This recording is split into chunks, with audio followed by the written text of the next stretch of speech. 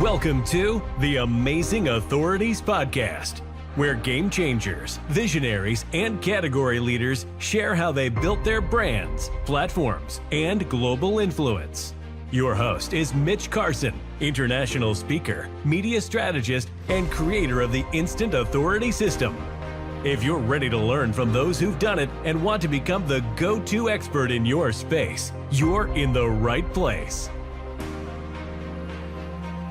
Tyler Foley is here today, and he promises, I'm putting the pressure on, promises to entertain you because he is an extremely knowledgeable and proven commodity as a guest. Tyler, welcome to the show, the Amazing Authorities Podcast. Oh, thank you for having me on, Mitch. Yeah, I've been looking forward to this. Circled on our calendar, and you and I both showed up, so that worked out great. Isn't that amazing when you're responsible and actually do what you plan on doing, and you don't put yourself above other people, and you're responsible? When you have a little bit of integrity and do the thing you said you were going to do. Oh my God, you just cursed at me with the I word, integrity. Geez, did you just slide that in, Tyler? How important is that in life to you? I mean, we didn't have, that wasn't a planned question. It just sort of surfaced. You know what? I think it's your credit card to life. I think you're only as good as your word. And if you can't follow through with your word, why even bother giving it? Why open your mouth at all? I think it is one of the most, if not the most critical skill to master as a soft skill, is to just have the integrity to do the thing that you said you're going to do. One of my favorite books, actually, The Four Agreements, speaks to that. Be true to your word. And I think I love the TOEIC principles for that. So, yeah. Yeah. And we had talked about a little bit about showing up and what that means to people. I don't want to allow them in my life. I want to be with people that play in the same sandbox and have integrity of not throwing sand in my eyes, because I liken the no-show as you just threw sand in my eyes and I didn't deserve it. I didn't steal your bunny rabbit. The worst thing is I've got my chicken that I squeeze. That's a good thing. Did you get that? Yeah. Yeah, here it is. Yeah, he's got a name, but I won't share it. It's private. So fair enough. You choke your chicken all you need to. All right. Well, all right. So, Tyler, tell me how you became a #1 best-selling book. That is not a small feat. No, it's not. It took, I'll tell you, it was not an overnight thing. I originally self-published my book, and it did what most self-published books do, and that is nothing. I actually felt really blessed because when I self-published my book, I was an Amazon bestseller for like the 4 hours when it came out, and all of my friends rushed and bought the book. But then what? Then where does it go?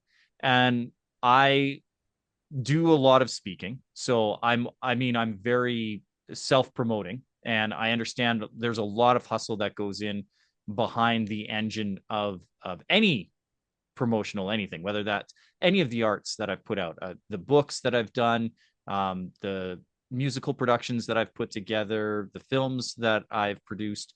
All of those need some kind of press engine behind them, and I do understand that. So particularly with the book, I did a lot of speaking engagements with it. I was lucky enough to have the opportunity to fill in on one of Les Brown's stages. Oh, yes. And I know Les. Yeah. Oh, yeah. I mean, everybody knows Les because Les is but I've shared the stage with him myself. Yeah, he's one of the best ever, I would say. Hands down. And so I was very lucky to get that opportunity. And my publisher happened to be sitting in, who is now my publisher, wasn't my publisher at the time, happened to be sitting in the audience and took me aside and said, "Listen, have you thought about publishing your book?" And I'm like, "Oh God, yeah, but I don't have a literary agent." And, I didn't have that. I didn't have a way of getting past those gatekeepers. And so that talk was my way in. And then through Morgan James, I was able to really build the press material. One of the things that really helped me was how you and I came to meet, and that was Podmatch. So I used Podmatch to be on, I've been on over 400 podcasts in the last 4 years, but on the Podmatch platform itself, over 300. And so that was a real key tool for me to get, like, I think on my Podmatch stats right now, I have over 200 million social media impressions Wow. and over 300,000 verified downloads of episodes that I've been on. So when you get that kind of reach, it's a little bit easier if you really fine tune the messaging of what you're wanting to present, and make sure that that funnel is actually in place, so that when people are coming and getting the free download of the book, that then they have the ability to purchase the paperback, get them at the discounted bit, get it actually tracking on the scan, so that it's hitting those bestseller things. I was targeting the Wall Street Journal because mine's a business book. It's a nonfiction business book. So Wall Street or the New York Times is so weird on how it Oh, counts things and what it that's a whole does. different game. That's It's 8,000 right. It's just, in a week. yeah, yeah, exactly. So I was like, it's not even a thing that I'm targeting, but I did want Wall Street Journal because I thought that would be a nice one to have. LA Times, going down to the LA Times Book Festival, like all of those things. There wasn't anything that I wasn't throwing at it, but I found that the podcast really made the biggest difference. It helps to that the book, because it's published through a regular publisher, that I have it on Barnes and Noble, which means that it's on bookshop.org. So I could send people to the bookshop.org link How when do they you were get on coming into the funnel. bookshop.org? Do you have to go through a major publisher just so that people can? No, you just have to be on the Barnes and Noble list. And I And don't, and Barnes and Noble, you can get on without being a major publisher, because I just want people yeah. to understand the difference. You're an Amazon bestseller or a Wall Street Journal bestseller or both, or how? What? Both now. Okay, all right. Well, I know for Amazon, it is an hour, in some cases, or a day that you have to rank in order to be Yeah. recognized for top sales. And the Yeah. algorithm changes by country, because I've made Yep. people personally bestsellers in India, the UK, and America. Canada is a smaller market, but I think it's number 5 of readership. But Yep. those are easier to crack. Wall Street Journal, that's impressive, man. What did you do to get that? How does that algorithm work? So that was a combination of the podcast pushing some social proof, Okay. so that people understood they could go and they could listen to me. And then I actually used a really good service that a friend of mine, a really good friend of mine, Gail Kingsbury, introduced me to. I know, Gail. And yeah, everybody knows Gail because Yeah. Gail's Gail, and that's because less, which means Gail. Like that's it's a small industry, right? And what we ended up doing was getting on one of those book promotion ones where they're on they have a subscriber readership that gets a free book a month, and their list is 50 or 60,000 deep. Not all 50 or 60,000 get the book. I think in my case it went out to 12,000 people. I had to pay we had to lower the readership of the book, the purchase price of the book on Amazon down to the dollar. Yeah, Then they 91. had to, yeah. So I paid for that up front. And then, but then it became verified purchases, worldwide verified purchases. It dumped over the course of a week. It wasn't over a day. I think they stagger it out so that you're having sales, progressive sales every hour, 24 hours a day for 7 days. And then that created that critical mass. So I bought my way onto the list, but I had made the money to do that from the sales from my own royalties pushing through Podmatch for the year prior to that. Right. So, the small sales add up. I remember the first couple of months that we were doing it, I was like, I'm doing this basically 8 hours a day. I'm showing up on these podcasts for like what felt like 3 months straight. But it was that critical mass, that momentum. So we managed to get, we first, it was 10, 12 sales a day. And then it became 40, 50 sales a day. And then I started seeing like 100, 120 a day. It wasn't great, From but it one wasn't source. bad. I'm curious. Do you want to share what that is that you paid for, or is Yeah, it? that was Podmatch. That was all Podmatch. No, I'm talking about the paid service. Oh, paid service. Yeah, Davin Michaels was the was who I used. I can't know remember. Davin. Davin is Yeah. the one that promoted your book for you? Yeah. Oh, okay. That's Yeah, interesting. he's a great guy. No, I know him very Great well. service. I didn't know that he Yeah. did that. He's a New York Times best-selling author. Yes, he is. See, because he knows. So Yeah, I interviewed him years ago after his book became a New York Times best-selling author. And yeah, he no, it's a great service that he has. So he has this subscription service uh where everybody, so when you sign on for his thing, you get a free book a month, right? Is the idea. He's going to give you right. a free, book that helps you, promotes you. So he's selective with the books that he chooses. Like you have to prove your pedigree, which was part of this whole pod match thing. But once I proved that, hey, here's the thing, it is helpful, here's the reviews. That was the other great thing about pod match, was I was able to speak with really intelligent hosts like yourself. And then when I got the feedback of just being on the podcast, everybody would say, well, Tyler knows what he's talking about, you got to get the book. But I could use that as social proof for the book as opposed to my appearance on the podcast. So And it it really works just, hand in hand. So you yeah, you've got to use. There's a great quote that has stuck with me since I was young. 1% inspiration, 99% perspiration. perspiration. Yep. And Thomas Edison stated that. So Yeah. one thing, writing the book is almost the easy part, because I know I'm a published author with John Wiley and Sons, which is I think in the business Yeah. sector is the largest, or it was at the time. I did this in 2008. I sold Yeah. 11,000 books domestically because I was in Borders and Barnes and Noble back then. Yeah. Both were open. And then I got a contract to sell in Germany, and I sold another 4,000 in a narrow niche.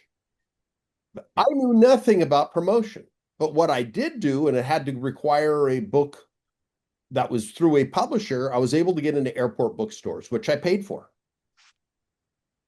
That's why you're mentioning paying for Davin. I don't know what the investment was Yeah. in order to be on his list, but that's Yeah, it wasn't cheap, but it was definitely worth it. no. I understand. Well, we'll talk about Yeah. that later. I'm going to reach out to him because I didn't know he was in that line of work. I knew he Yeah. had an outsourcing service, but I didn't know Yeah. he did this. But it Yeah. paid for itself because of all the sales you Oh made. yeah. Yeah. So you got to remember, yeah, exactly that, because I'm still getting my royalties from selling it. Right. And I mean,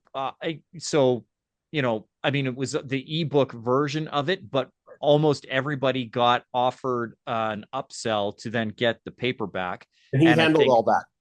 yeah, he handled all that. And I think it was around the 20%. It was like 21, 22% of people then purchased the paperback. Oh, But when great. you have it out, when you have it sitting in 12,000 people's hands and you get 2,400 copies sold, that the royalties on that start to add up really quickly. Did So it pay for the investment? Because people are always after the ROI. So you understand the math. So whatever his fee was, did the royalties you received cover that, or were you still running negative?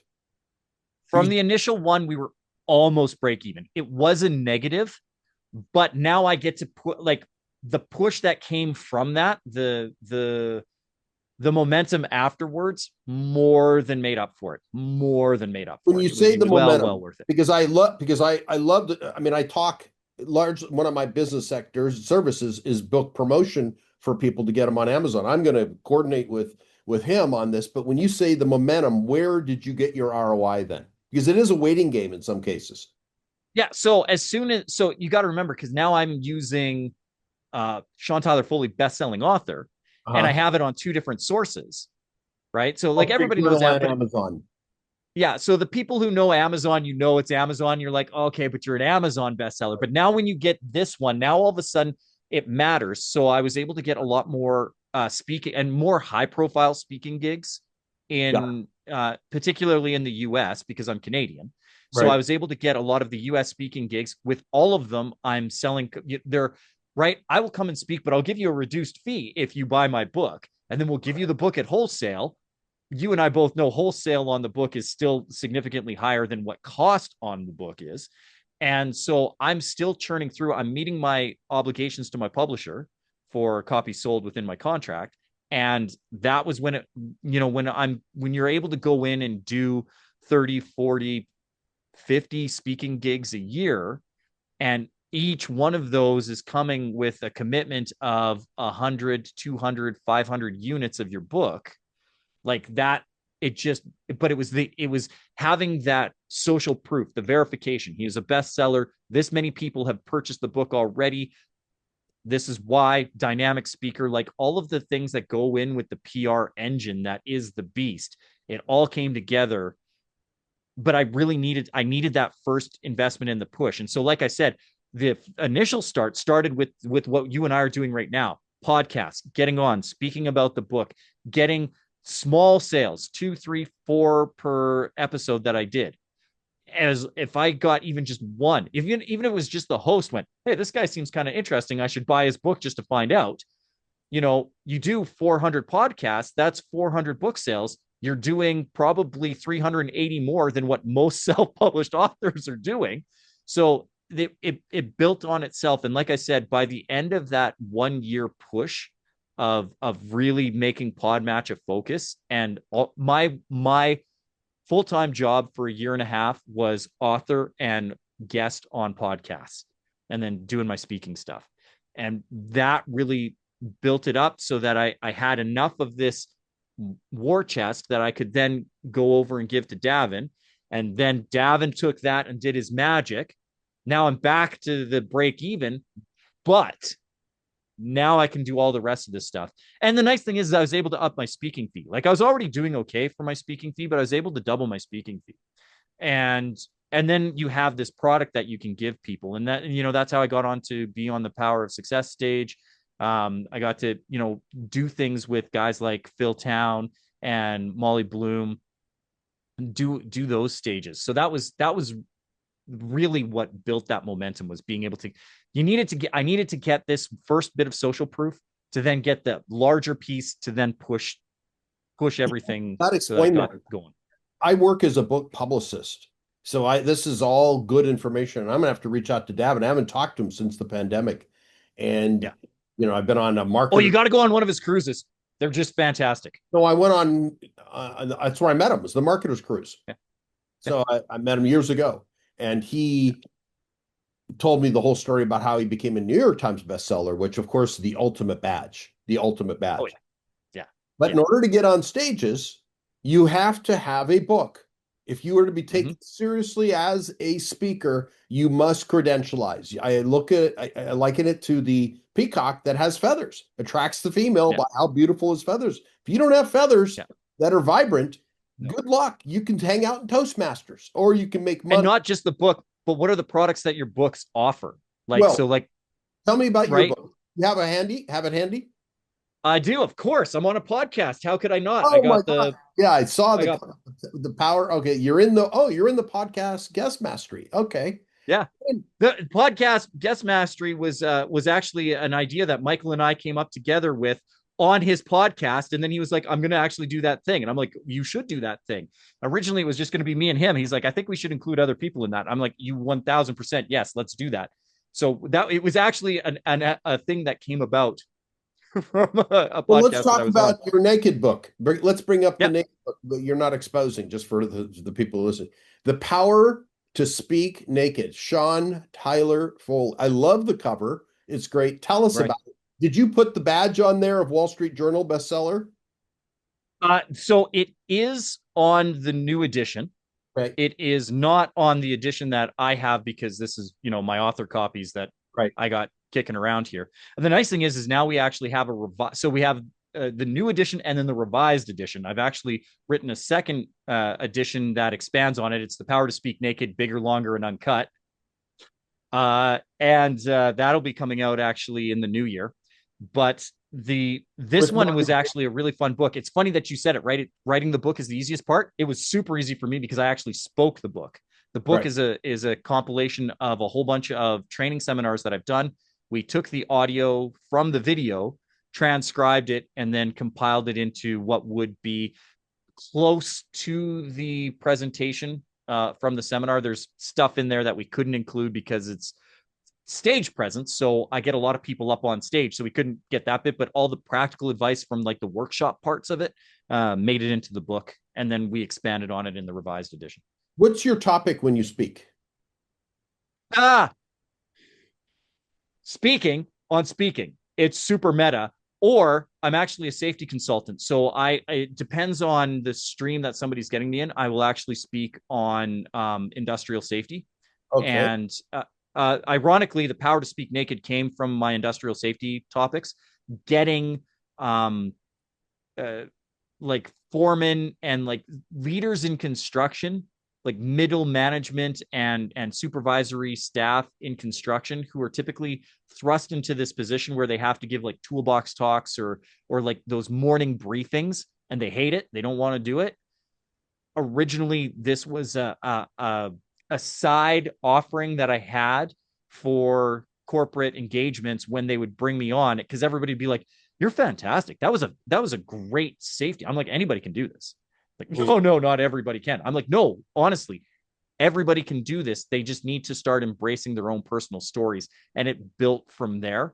So when I speak, I'm either speaking on speaking or speaking on safety. And usually when I'm speaking on safety, it's how to speak about safety. Okay. Well, that's useful. How did you get into the speaking business? I mean, what Oh, inspiration to get so there? I mean, we've all got our so story. roundabout. I mean, I started. I was a child performer, so I Oh, started on stage when I was 6 years old. got So it. it was just kind of this natural progression. Every vocation that I would have, I was an inbound baggage agent for an airline, and I got that gig mostly because everybody else refused to get on the microphone to tell people where their luggage was, and I was like, "Give me the mic. I don't mind doing it." Right. And so I've just always had that. So when I started my first business, which was in weird, I was in mapping. I was aerial photography. So if anybody who knows what photogrammetry is, I did that. I took pretty pictures of the ground and made it into maps. And I became the pitchman. And a lot of people, I did a couple of things where they wanted me to speak at conferences and talk about some of the innovations that were happening in geomatics. And then it just progressed into there. And then when that business collapsed, I got offered a job in safety from one of my best friends. And when I was working on one of the big industrial sites, I was actually yelling at a tradesman about how dumb he was being and not working safe on a ladder, and that I used to jump out of 6-story windows when I worked in film and television doing stunts. And I was like, I used to jump out of 6-story windows, and that was safer. That was more safe than anything that you're doing right now. And one of the executives had overheard it and said, "Hey, can you make that a toolbox talk tomorrow?" And I was like, "Sure." And then that kind of accelerated into me doing a couple of corporate talks for them and doing that. And then the next thing I knew, a good friend of mine, Jason, who was a public speaker, said, you can make a career out of that. I was like, I had no idea. So he mentored me into it. I got in touch with Gail. Gail took me under her wing, really sponsored me. And then I got in touch with Salim Koja and the Power of Success. And then it just blew up from there. Yeah, we've all got our story. I mean, I have a different vehicle, but I didn't wake up one day say I want to be a professional speaker. It No. happened through a ping pong of going here, here, and here. I didn't go to Toastmasters. Didn't do that. No. I was involved with NSA for a while, National Speakers Association. Speakers Association. Yep. And Gail attended one of my events, my speaking events in Dubai. That's how I met her. Awesome. Yeah, she came to that. I think she was out of Florida, or no, was she in Texas or somewhere down south? Arizona? I Well, she's in Arizona right now. Yeah. When I knew her, she was living in Bend, Oregon, but she's down in Arizona now. Her and a friend of mine, Carrie Weber Young, her son Austin, and Gail actually build tiny homes, making printing money, making tiny homes out of this shop in Phoenix. But Oh, yeah, good for her. Yeah, oh she yeah, came with her daughter to the event. yeah, yeah. Yeah, so that was some well, I'm sure we know more people in common. And you mentioned Les Brown, shared the stage with him two different times, and he's the consummate gentleman. I will say that Isn't he? about Les. Les is a great guy. I could talk about him more, but where can they get your book, Tyler? Honestly, anywhere we've got it in most of the major bookstores throughout the U.S. I like when people go to bookshop.org to pick it up. And the only reason for that is bookshop.org is just a wonderful organization that is supporting your local mom and pop shop.